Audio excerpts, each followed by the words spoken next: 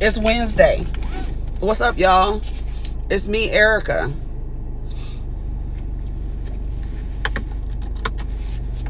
Go ahead and like, subscribe, and comment. Let me know that you stopped by. I don't have anything to talk about. I just have some shit to talk about. Like, some random things to talk about. I should go live because I really don't have nothing to talk about. What would y'all do if I went live right now? It will only be 30 minutes. Do y'all want to go live? No, because I have some things I want to show y'all, so I'm not gonna go live right now. We'll go, you know what? Okay. I would say we'll go live on Friday, but I already know my nosy ass. I cannot drive, and first of all, y'all, I won't even be able to see the damn comments, so we're just gonna let y'all know now. I will not be able to see the comments on while the live is going, because unless I wear my glasses, I don't know, child. Anyways, what's going on? What y'all talking about? What y'all talking about? I really wanted to talk about,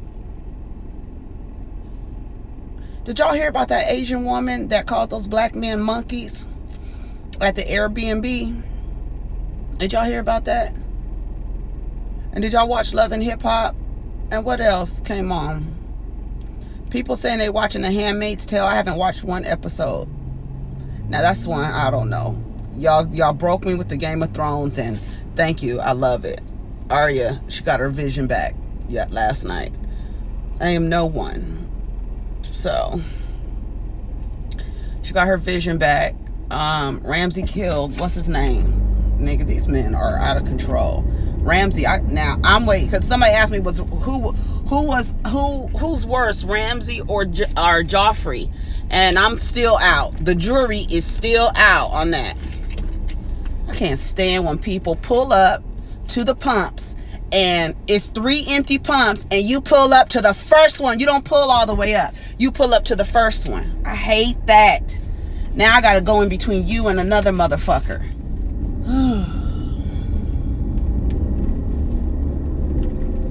She believes she's the rightful queen over the 7 kingdoms. Jon Snow believes he don't believe shit, but they believe for him he's alive. I knew he was not going out like that. Y'all's not gonna get me. Y'all not gonna get me. Y'all not gonna get me. Sad about Jon Snow, and his ass came alive with a shorter haircut. I was like, come on, Jon Snow, motherfucker. He's so cute though. Kit Harington, his ass is cute. I had to look him up. I was like, Jon Snow's kind of cute. He kind of cute. Ramsey is cute too. He has like a little baby face. He reminds me of Corey Haim. Whatever his name is, he's the evil little motherfucker. Who's worse, Joffrey or Ramsey? Oh God, that's hard. Them motherfuckers is neck and neck. Who's worse? Let me think. I think the adult is worse than the child. I think so. I think the adult is worse than the child, because if he was alive, he didn't just turn like that. He's been like that, and the behavior was never corrected.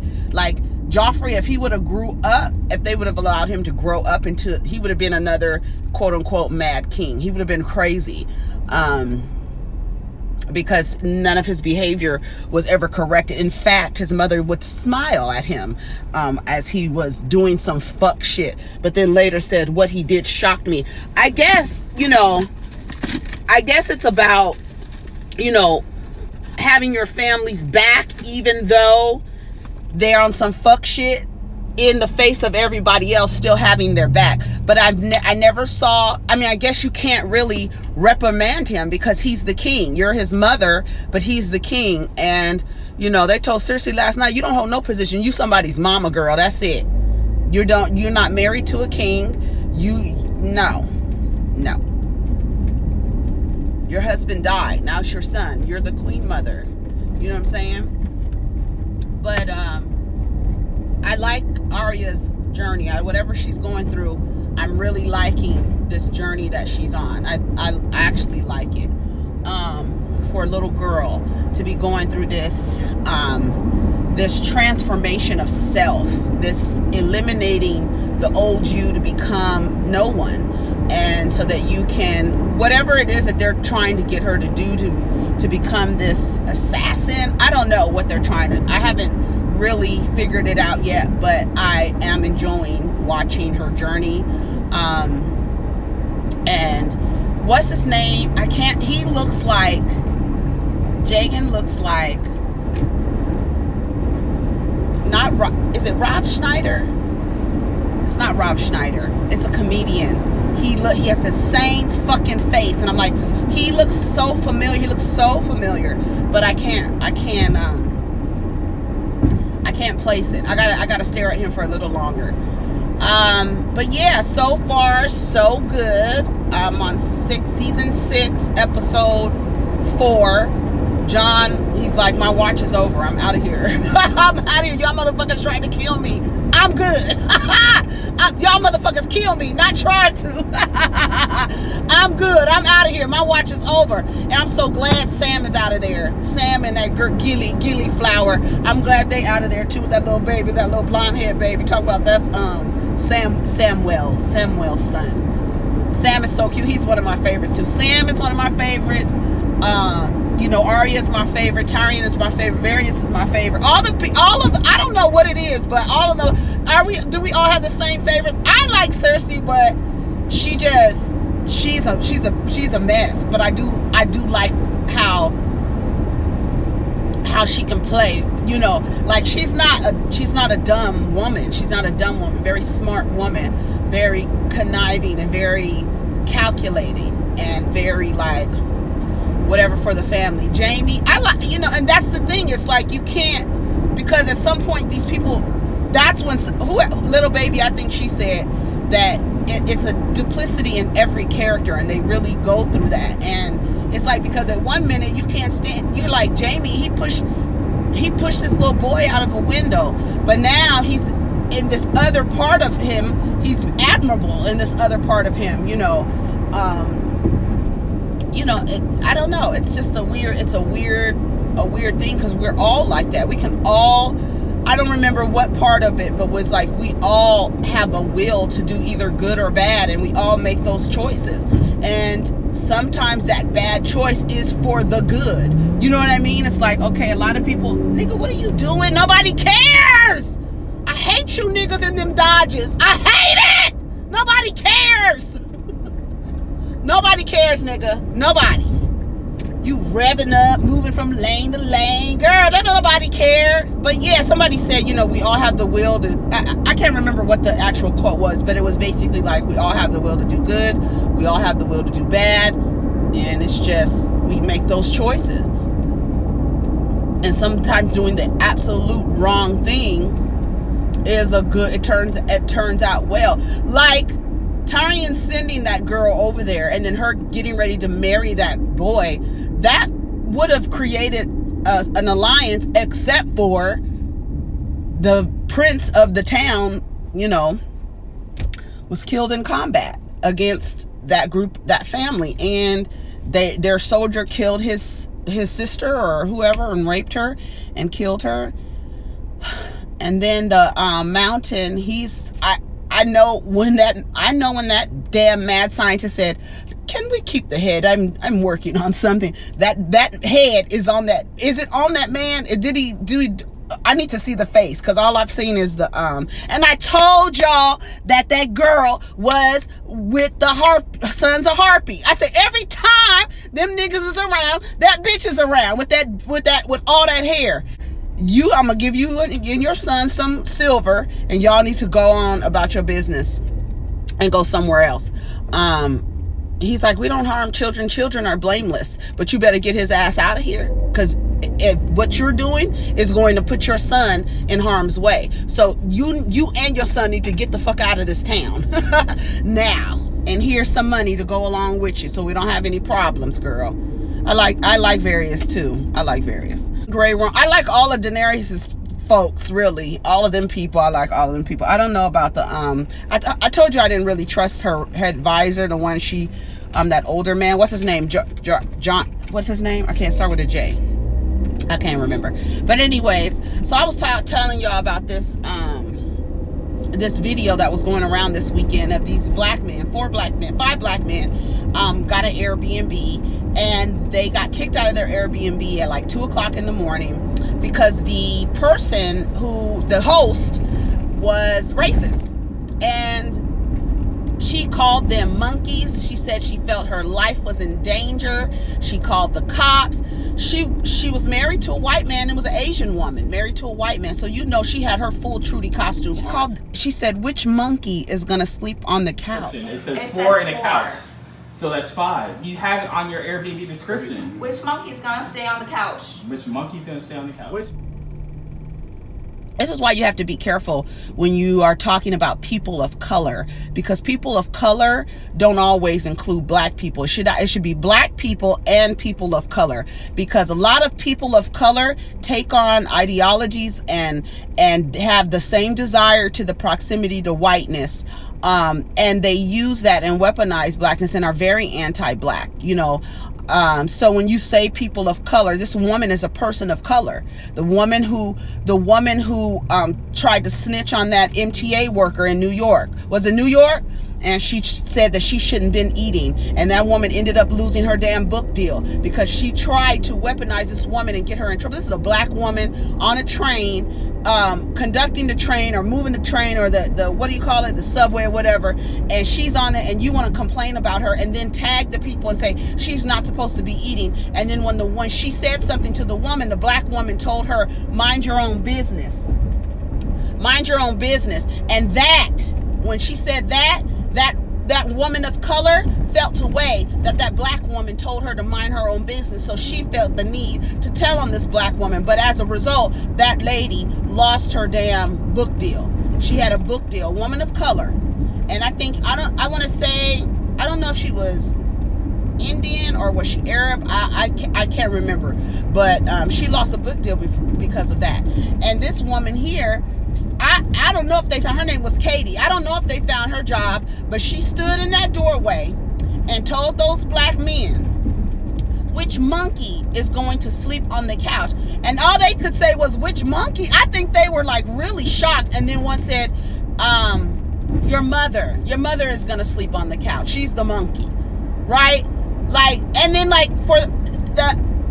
could just imagine that I'm sure she has black friends, and I hope they saw it. What would you do, honestly? What would you do if your black or your non-black person of color friend who is Asian, Arab, Mexican, what can we say, Japanese, Chinese, whatever, Korean, your friend who is a person of color, and you saw a viral video of them going around calling a bunch of black men monkeys? What would you do? How would you approach that if that was your friend that you saw? And you're like, okay, she called them monkeys, so it's clear you don't like black people. You anti-black. You don't like black people. What would you do? Would you still remain friends? Is like a friendship, does that a deal breaker? Is that a deal breaker? Because I was talking to somebody and they were talking about how they couldn't go around their friends' parents because the parents didn't like black people. I'm like, why are you friends with that person? Well, they're cool, this and that, but why? You'll never be able to go around nothing. You'll have a very, very surface kind of relationship with that person. You can't go around their family. Their family don't like black people. Why are you in this person's face at all? Why? I can't believe that. You cannot call, like I said, when they say people of color, don't call me a person of color, because that's the other people who are not white. Okay? Don't do that. Another thing I saw this morning was Natasha Rothwell is the actress who plays Kelly on Insecure on HBO. And I got another thing I want to talk about, The Breakfast Club too. And Kelly tweeted out a picture of some Frank's hot sauce, some cocoa butter, a little bottle of Shea Moisture oil, and something else. It was like 4 or 5 products. And she said, this season of Insecure is going to be black as fuck. And then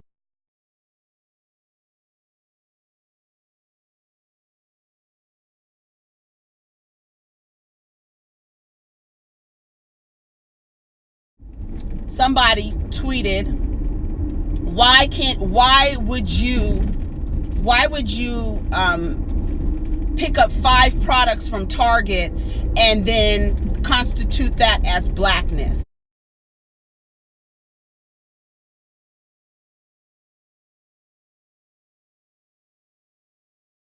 Okay, first of all, and I'm gonna show you the tweet so you can get a better context. A better context. Here's my thing. And I think I don't know what it is. And everybody can criticize whatever they want. Let's just be clear. We talk about shit. I criticize things. We criticize concepts, thoughts, ideas, everything. It's just who we are. I know I can be very critical. I know I can criticize everything. If I find something, we can. You can find something wrong with everything. And I think one of the issues with social media is that everybody has a voice. And so everybody feels like everything requires a commentary or a response to it. So here's my thing. You can criticize everything. Last year, a lot of Black Americans were criticizing Insecure because Insecure, a lot of the actors on Insecure are continental Africans, okay, or their families are continental Africans. Issa Rae, Yvonne Orji, and I think somebody else on that show. She's Nigerian, and I think Issa's family, correct me if I'm wrong, Ghana. Correct me if I'm wrong. But a lot of Black Americans were criticizing the show, saying they really don't have a grasp on what blackness in Southern California is because these people are continental African, have continental African blood, whatever.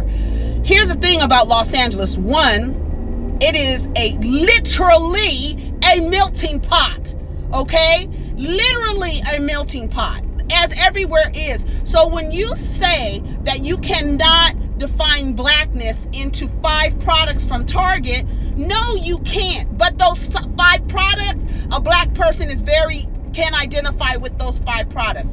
The issue that I have is that we have a group of people who moving forward, I'm going to call them the Black Council, because what they do is they take every little thing about blackness and Black people and try to whittle it down to nothing. Insecure is a show that needs to be canceled because of the writers and the actors on there aren't Black Americans and descendants of slaves. The Breakfast Club, another show that is highly criticized for several reasons, but the main reason is the disdain for Charlemagne the God. And that's what it is. And it's period. Because Envy is not doing the interviewing. Angela barely speaks. So it's a issue with Charlemagne. And his ability to get under people's skin and to press their buttons by asking questions that may be uncomfortable to ask or may be inappropriate to ask in terms of time and setting, and people have an issue with that. So why in the world are presidential candidates going to the Breakfast Club? They do not have the range, quote unquote. Charlemagne, Angela, and Envy do not have the range. I don't know why presidential candidates are going to the Breakfast Club. Another person said, I don't know why people would go to the Breakfast Club anyways. First of all, the Breakfast Club is in 90, 10 away from 100 markets, syndicated. And it has a specific Black and brown audience. If somebody were to tell you to skip the Breakfast Club, I would be looking at them sideways in terms of promoting whatever it is you need to promote, a book, a movie, a song, a presidential candidate, whatever. They have, and they don't, and there was an interview on Vice News with Charlemagne, Envy, and Angela, and Charlemagne said out of his mouth, we don't have the range. They're coming here for the audience. They're coming here. He said it out himself. He knows. He has enough awareness to know politics is not really his thing. there's a lot of people who have very little knowledge of politics. They just know what they know. You know what I'm saying? And so for people to constantly dwindle down or whittle down these shows, criticize them so much to the point where no one wants to pick them up, because we forget how powerful our voices are. We forget how powerful our dollars are. We forget how powerful we are when we start criticizing our own people and when we start criticizing our own things. And no one is above criticism, no one. But when you're criticizing to the point where all you do is interpret the worst scenario of each situation, you're making it seem like these black people are not happy with these black shows, so don't pick them up. So they don't get picked up.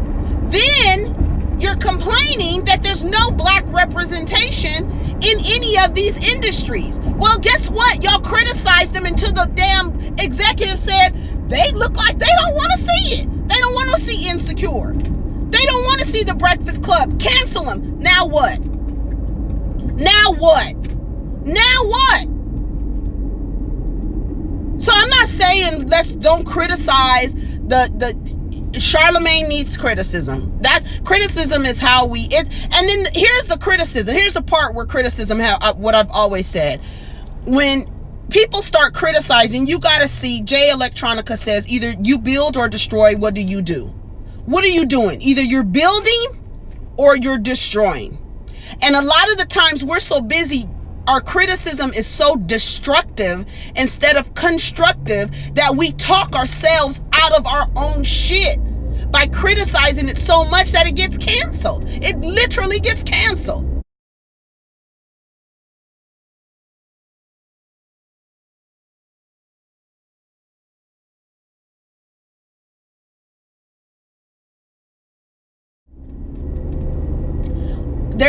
These black people don't like The Breakfast Club. Okay, why? What's going on?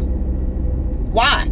Oh, because they have personal issues with the co-host. Not that there's a market here. Like I said on Twitter, if I was a artist and I said I wanted to go to The Breakfast Club and you told me to skip The Breakfast Club because you feel like they don't have the range, you're fired.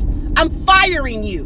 Why? Because I know who their demographic is. Why? Because I know they're in 90 markets. Why? Because I know that their videos on YouTube are getting so many streams that they can't be ignored. We just have to be mindful in our criticism. Is it destructive or is it uplifting? Am I criticizing you to make you better, or I'm criticizing you to other myself and to lift myself up to say, well, I have the range to speak on politics. Charlemagne doesn't. Cancel it.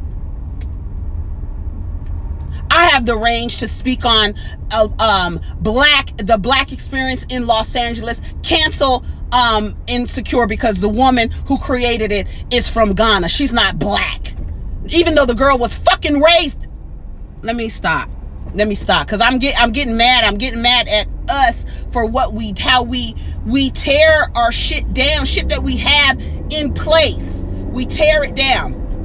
Another thing I have an issue with is this shit with Lena Waithe. Lena Waithe got on the damn Breakfast Club with Charlemagne and essentially defended herself. She talked and talked and talked and talked and talked, and she defended herself. You know why? Because everyone in typical fashion, in this society that's ruled under patriarchy, the woman is held accountable for the misdeeds of a man.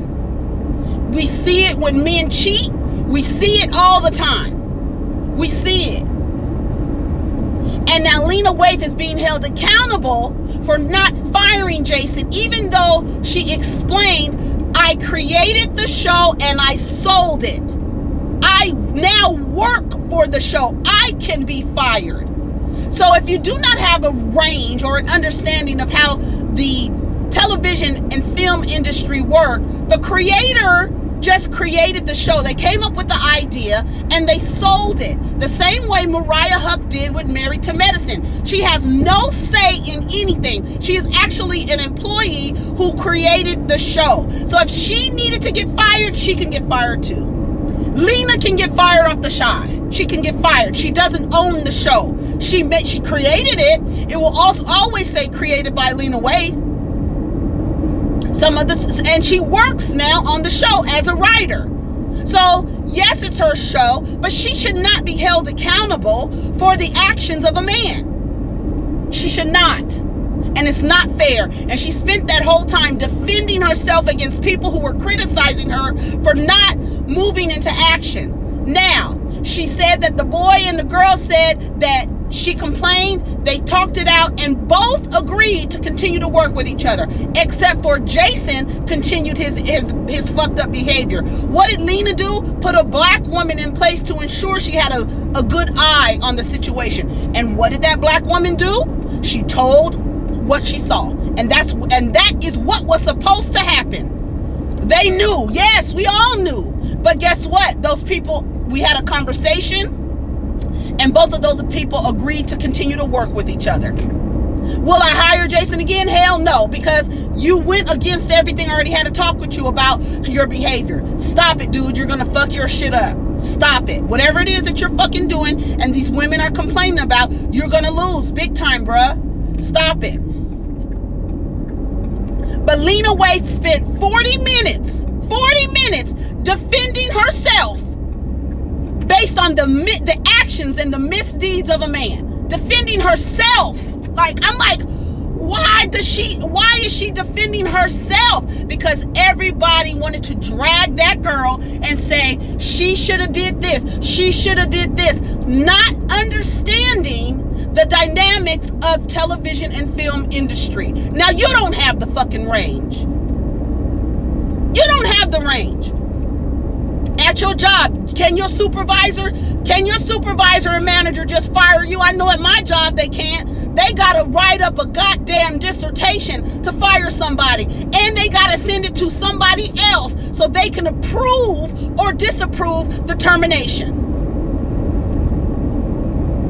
Just because your supervisor and manager tell you what to do, don't mean that they can fire and hire people. They can't do that. They can't fire people without the council saying approved. Lena Waithe spent 40 minutes defending herself. Defending herself because she didn't move fast enough for y'all. And that girl left her job as a result. The whole situation is messed up. But Lena said, I put a black woman in place. I put a black woman in place to ensure that I was going to get an accurate details of what was going on, and that's exactly what happened. She did right. Putting that woman in place. What's her name? I can't remember her name. It's not Ayanna. I can't remember her name. Ayanna Fox, is that her name? I don't know where that name is coming from. But that woman, the showrunner that she put in place, told that everybody knew. And Lena said, I did know, but they agreed to work with each other. Jason just didn't keep up his end of the motherfucking bargain. His stupid ass. So he had to get let go. And no, it wasn't until he started fucking with white bitches on Desperados that then everybody moved into action. He got dropped from everything. We have to figure out a way that our criticism is constructive.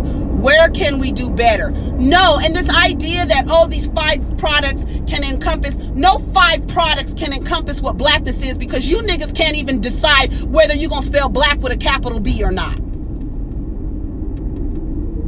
Nobody even knows what to call themselves. We arguing over what represents blackness, but we don't even have a fucking name to call ourselves collectively.